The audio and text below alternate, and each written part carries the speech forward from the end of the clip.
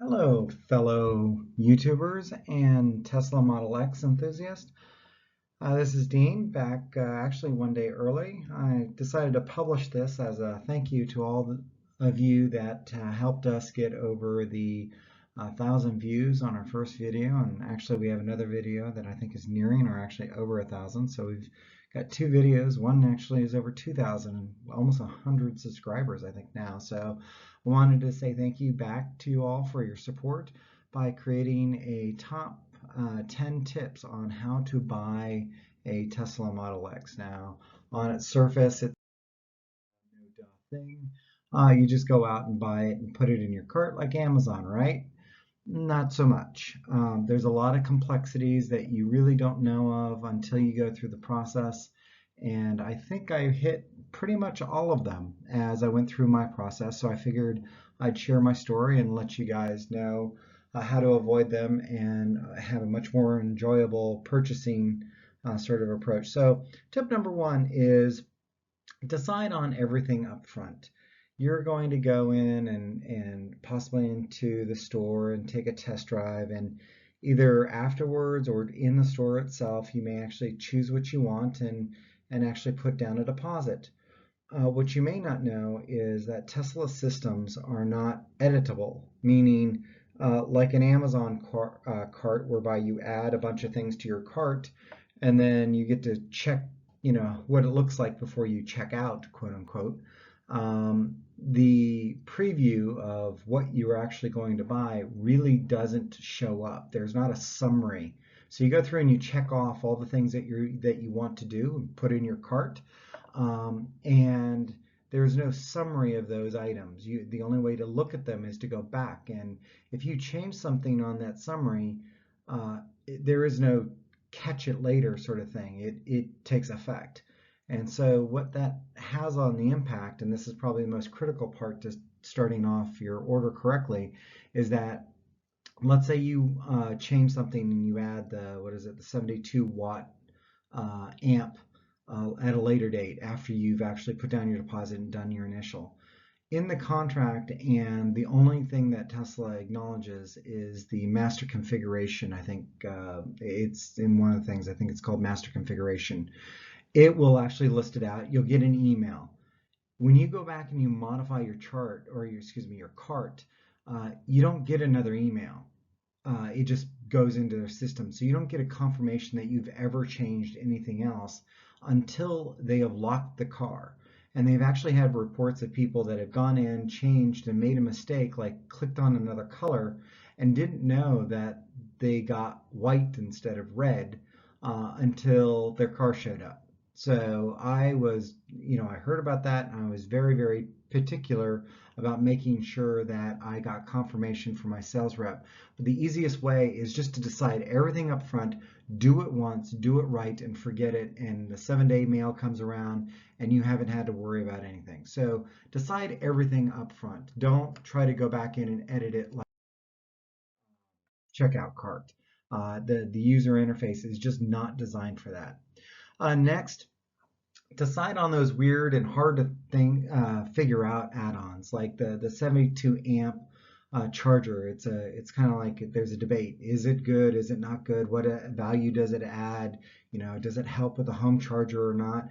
Do some research on it. I'll do another little video on this a little bit later on. I actually chose to do the 72 amp. I'm actually pretty happy with it. I have a home charger and I can fully charge my car in I think like 3 or 4 hours. It is rapid fast. Um, it also, those types of things you need to kind of decide up front because you can't change later. Things like the tow hitch. Do you want just a ski package or do you want actually a hardcore 5,000 pound tow hitch, which then limits you to recommended 20, is it the 20-inch wheels and not the 22 because the 22 aren't rated as much. So there's a lot of particulars that you have to look at when you're looking at all. So that's tip number two. Tip number three, I would say, is underbuy. Something that you may not know until you get to the very, very end is that the cost overall is going to be about 5 to 7, maybe even 10% more when you add in tax, title, license fees, deliveries, state, miscellaneous taxes or vehicle, electric vehicle taxes. Believe it or not, I didn't know this. There's an electric vehicle tax in the state of Virginia that basically they tax you for 11 cents, which is the gas tax, for 12,000 miles for the entire year up front. So you get basically a $65 bill up front, even though you may not drive 12,000 miles a year. So you get to pay a flat fee, and there's no way around it. It's just, hey, thank you for being an electric driver and being green and all that. You get to just pay the gas tax just like everybody else. Oh, in addition to the electric tax that you're paying as well. So there's a lot of hidden fees and things that add up to 5 to 10% of the purchase price. So you need to budget that. Next, compare it to other SUVs. I'm not going to go too long into this, but just for peace of mind, I did a lot of analysis on different SUVs in its class, and I figured out that when all said and done, after you make them equivalent to what you would get in a Tesla, they're maybe 5 to 15, $20,000 less. You maintenance and gas. Next one, do your TCO. There is a great website I mentioned previously, Teslanomics. But if you kept great records, you can actually figure out how much you spent on your overall car. I did the TCO two different ways using the Teslanomics tool and our budget, and was able to figure out that it, as far as the total cost of ownership, it was about equivalent or actually less than an equivalent car. Tip number 6 is figure out the color, interior and exterior. It will be really hard to do. There's no 3D kind of look around. So, if you look at a BMW, you can look at everything and then do a 3D pan around. There's only like 2 or 3 shots of the Tesla inside. I recommend that you go to the showroom, look at the Tesla, look at how the trims work together. I actually chose the carbon fiber because the perforated seats in the cooled seats, I forget what they're called, but it's the upgraded package.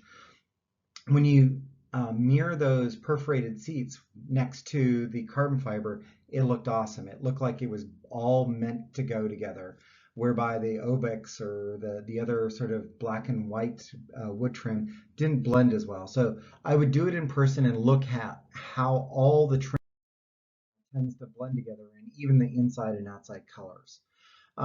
Electric service planning. I would start almost as soon as you order and look at get an electrician out. They warn you about this, but you definitely want to do this. Look at how much you can put in it. Do you need to upgrade your service? Because if you have to upgrade your service, that may cost you $1,000 or so just for that. Because your actual, I guess you'd say electrical service into the house doesn't have enough amps. So they have to put in a whole nother box and upgrade the service that way. So luckily we had done that previously. So we put in a 100 amp circuit. Just running that line is going to run you between probably $500 and $1,000, depending on how far it is. The wire is incredibly beefy. And along with that is go out, and if you're going to get a wall charger, order it almost as soon as you order your car, because there is currently, I think, a 3 or 4 log on the entire thing. Tip number 8, plan for your deposit. You're going to need to put down $2,500. The worst thing you want to do is go in there and not have either credit card or funds or anything, and go through the entire process and you go like, oh shoot, we need to move some money around. So that didn't happen to us. We had plenty everywhere, so we weren't worried about it. But when I was kind of looking at it and after the transaction, I was going like, wow, it's very good that we didn't have to worry about it. But I figure that many of you may actually have to plan for it. And make sure that you either have it available on your credit card or your checking account or whatever it is, that you have your deposit when you're actually making. Next, figure out if that P and ludicrous are worth it. In my case, I did some research and found out that you can only use the ludicrous, super speed every once in a while. I think it's every 30 minutes because it needs to cool down. I looked at it as more of a party trick and decided that, it really wasn't worth the extra $30,000. So you may have a different take. Look at that. Next, research and develop your own checklist.